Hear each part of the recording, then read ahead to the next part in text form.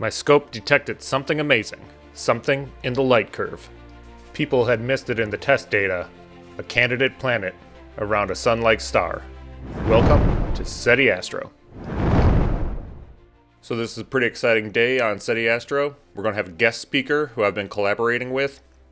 And a quick note that all detections are candidate signals until they're actually confirmed by other professional observatories out there. A little bit about my setup. You've seen the video for my rig. If not, I'll post that in the description as well. It's just using my 10-inch newt, and it was really fortunate. Kyle asked me if I wanted to help him look for a planetary candidate signal on a different star, and we just so happened not to see anything on that star. And then this particular star here is the one that we did see a transit on, and one that hadn't been cataloged and was unknown to the scientific community up until now. So with that out of the way, let's get into the discussion.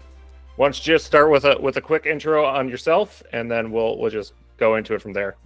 Yep. All right. So I'm ready if you are. Yeah. Yep. All right. I'm recording.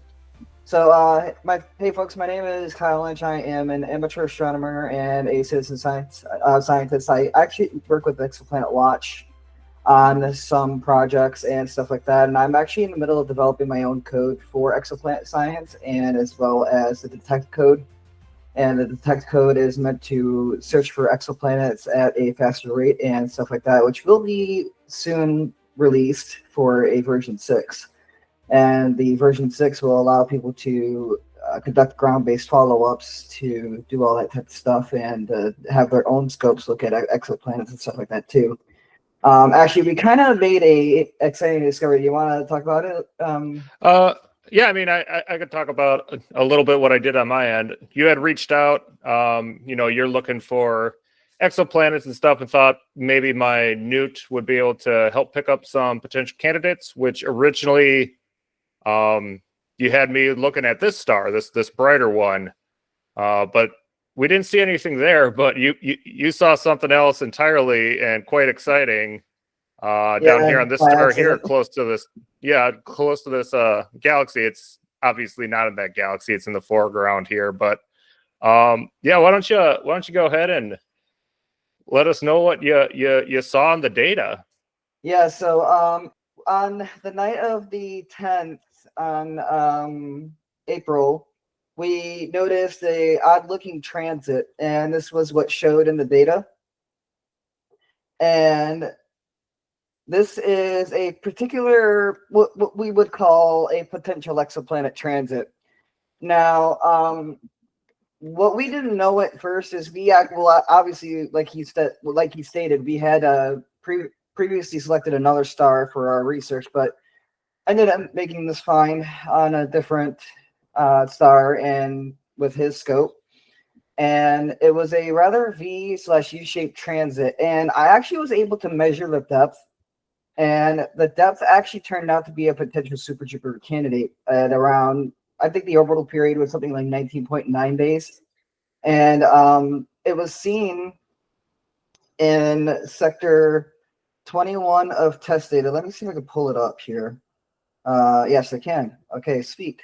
Yeah, and you had a normalized graph too on this observation as well. Yeah, I do. I got let me see if I can pull that one up.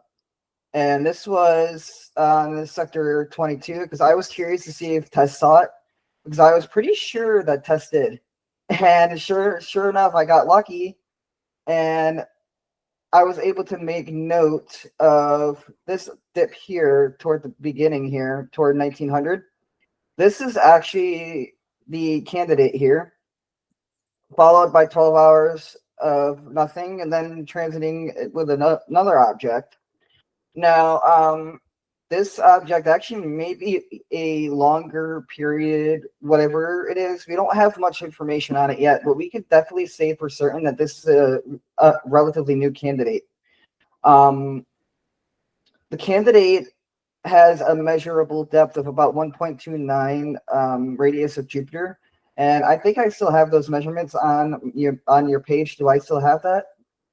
My actual predicted depth was somewhere between 1.43 and 1.42 RP/RS, with the RP/RS is radius ratio, which you can actually then derive from the host star itself. So if you take the host star radius, you can actually get a relative radius of the exoplanet if it shows up enough. And the radius also turned out to be converted after RPRS to be about 95,717 kilometers across. And I was just going to say, I think it's really interesting. The star itself is what, 0.98, the radius of our sun. It is 0.98, 1.07, so it's slightly evolved Death Star. So yeah, it's super close. This isn't some giant massive blue supergiant or something. This thing is right in the stellar neighborhood of what we are familiar with.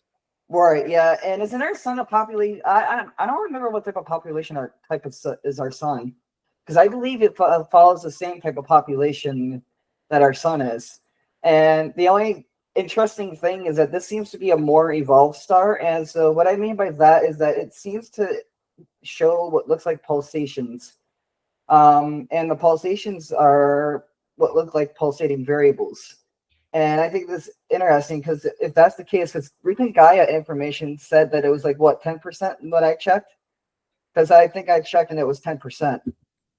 And this was sector 49 of test data. As you can see, is a lot more better normalized graph than the last one. You can see the transit there on the 2654, where the gas giant comes in at around 19 days, and then you can see something else transiting alongside it.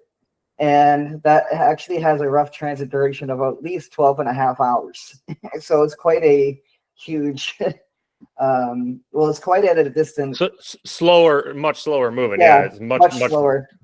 Much bigger radius away from the orbit is. Yeah, and I actually calculated the radius to be about 1.79 to about 1. I think it was 1.5 something Jupiter radii. So it's still in the realm of super Jupiter range, but at the same time, it kind of like screams star. It almost screams it's like a potential binary star. So when I looked at this, it also kind of looks a little V-shape. Notice it looks a little bit of V-shape. That's telling me that's a little bit more massive than the planet.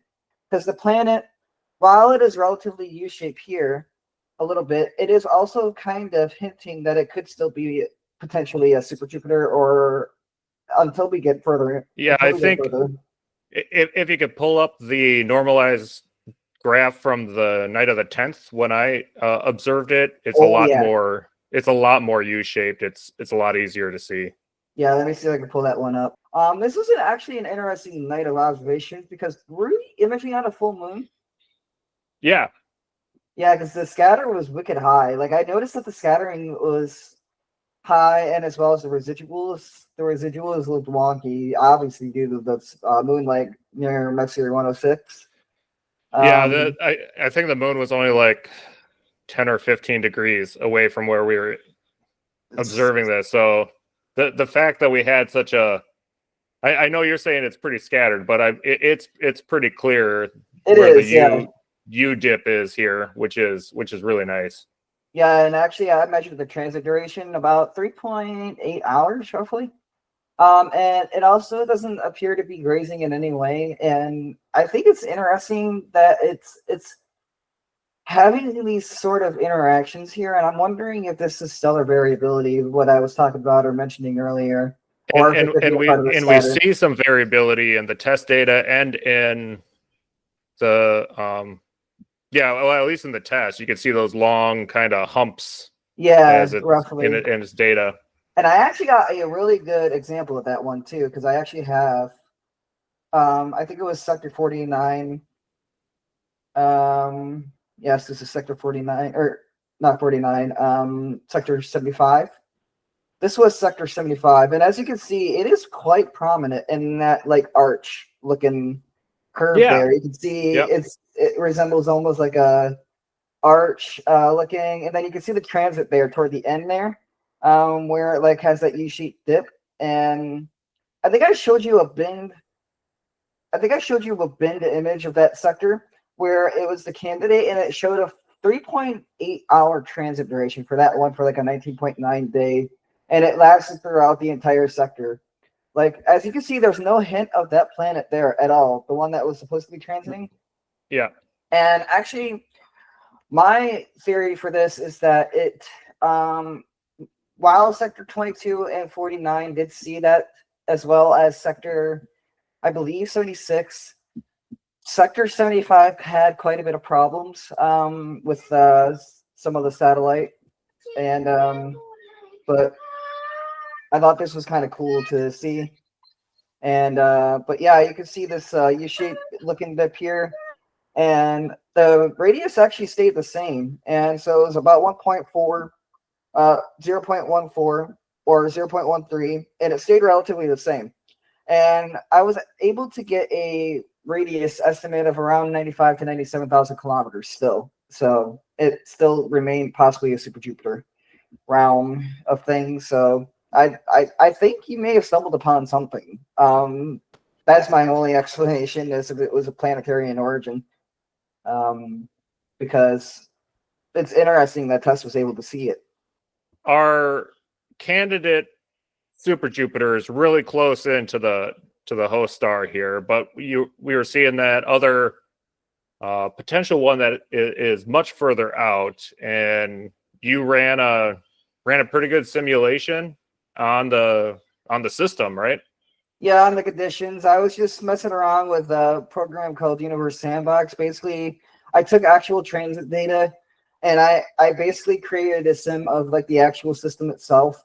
And what I thought was interesting is that the outermost planet, the suspected sea planet, is actually a lot hotter than it is in the close in. And that's what kind of made me interested, is that maybe there is some sort of process going on inside internally that could be causing its own heat, or if it's between the interaction of the first planet and the host star itself. Because as you can see, this star wobbles quite a bit because of these two interactions here with the two planets, or the two suspected planets rather. And it's interesting to kind of see how it's layered, habitable zone wise. Do I have a graph on that? Yes, I do. So I created a graph of habitable zone lines of the star, and was able to note that both objects were not near the habitable zone lines of their star whatsoever. No, And I wasn't hoping for anything like that. Yeah, I have that picture of it. yeah, I was just curious. Yeah, okay. Yeah, exactly. I was just curious on what it would look like habitable zone lines. And it's interesting because this particular object also seems to be exhibiting its own habitable zone too. Like, I thought it was weird that it was showing that, because it's not typically like a star yet, like a low mass star or whatever, but it almost looked like it was transiting into a brown dwarf. Maybe it could potentially be a brown dwarf, but it's in the realm of that range due to the It radius. was what, just shy of 2 Jupiter radii. You I had in think there it was 1.7, I think it was 1.79 that I measured it. Yeah, 1.79.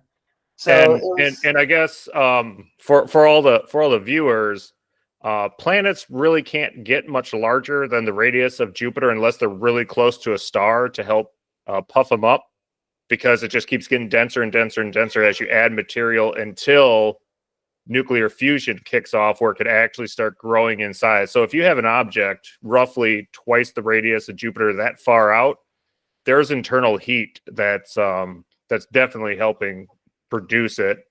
In other It's words, kaboom. just one of those things. Jupiter is about as big as you get until you start getting into brown dwarf territory. Yeah, in other words, kaboom from that star. So it's probably a star. So And that would also explain why its dip is more shallow, even though it's a bigger object, because it's potentially emitting some of its own light. I am betting you, yeah, because it also is also looking very V-shaped too, because that kind of gave me a big notice of it potentially being a star, because stars in transit photometry always show this peculiar V shape sometimes. And also, there is also a type of false positive like brown dwarfs, for example, they could also present a U-shaped dip. However, that dip is always going to be a lot less massive, and it could still potentially show, hints of it potentially being a substellar object. So, and I thought it was interesting that I was able to make that observation based off just what I was experimenting with on this simulation. I thought it was kind of interesting that Yeah. Yeah, yeah, but because so is that just a screenshot, or is that in? yeah, a screenshot. Yeah. Yeah, as a Okay. screenshot. I was like, zoom The in on our little planet. Let's check it out. But okay. Yeah, actually, I could do that right now. I could actually load the Universe Sandbox right now, actually. And this is a really cool program for like people who are interested in this type of stuff. So I ran this for about 0.0283 million, roughly about what, almost a million, roughly. Wow. So as you can see, this starts getting elongated because of because the interaction. The eccentricity is already at a 0.29. And ironically enough, check out this planet.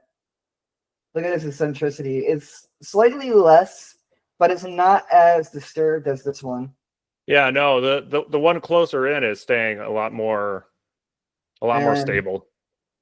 Yeah, it's interesting because as you can see, it literally looks like the whole system wobbles too. And it is because this star is being pulled by this one here, or if it is a star or a brown dwarf or whatever type of object it is very like. And the other thing is we have no idea on the mass on that Oh yeah, larger second object out there. we also So don't know the this, mass either too for the yeah, first this planet. is just a little fun thing we were just doing to kick around some ideas. But the fact that even throwing in wild guesses on masses for the outer one especially, and it stayed, it didn't immediately like fling everything out of the system, really is pretty telling, just for throwing in some random masses in there. It's kind of interesting because actually the radius actually goes hand in hand with the mass sometimes. So when I put in 1.79, it automatically inputted 20.7 masses of Jupiter. So Nice. it was it was calculating in the brown dwarf range. So this is a low mass brown dwarf, roughly. Yeah. If that was the case. Which has less that's even more of a candidate than the one we discovered, right? Yeah, considering how far out it is and how long it takes to actually transit, we would need at least 2 scopes to transit. One in the eastern side and one on like the western side of the United States, and or somewhere like Hawaii or something, because it has almost like a 12.5-hour duration, roughly, right, for the whole thing to happen. And the fact that tests saw the same thing, and we don't. What was it? Two potential measurements have it at almost half a year apart, 6 months, something like that for the transit. Half a year, 123 days, yes, roughly for this one. Okay, yeah. So it would, the next transit, it's not for a little ways out yet. But God, yeah. Why don't you say when the next potential transit of our inner planet here is potentially going to happen? Maybe somebody wants to hop on their scope and give it a go. Yeah, so the next potential transit that is going to occur is on 0429 and 0430. We would recommend a full night of observations because we still are uncertain about the mid-transit and as well as the orbital period estimates. So the mid-transit is where it crosses in front of the star and it blocks out all the light, or in the middle of the star, or basically what mid-transit means. So we want to try to refine that parameter as much as possible so we can get later measurements like radial velocity and stuff like that, which we could actually use to estimate the mass of both objects. And it sounds like you got a couple different individuals or groups helping you potentially on the 29th and 30th. I know if it's clear here, I'm going to have my scope set back up, looking for it. And And I guess in the comments or in the description section, I'll have the RA and deck for the star and Yeah, that'll be good and too. kind of all that applicable information. Yeah. Yeah, and I think it'll be interesting to see what people can actually gather. And I'm wondering if maybe if I could try to reach out to some other people to try to do radial velocity. And if we can actually get radial velocity measurements, we might be able to get estimated mass of these two objects. And the objects that I'm curious, well, they obviously the first object I'm curious is the suspected C, because I want to see if it shows any hints of it being a substellar object or a possible star or a low mass star, because it's right around the territory of a low mass brown dwarf or a possible red dwarf star. So it's around that. But I'm also curious to see if the mass estimated from planet B stays roughly the same from my theoretical estimates, what I had, which was what about 2.98? Jupiter mass is what I had previously calculated based off of some factor. I think it was 2.98 Jupiter masses. So I think it would be interesting to see what we get and see what people come up with. And as I'm stating before, we are actually making a paper publication on this object, and the people who gather data will be contributing to a paper as well. So they'll also have availability for a co-author slot, and as well as contributing to some neat stuff, particularly exoplanet science and possibly binary star as well. Yeah. That's the other cool thing about that.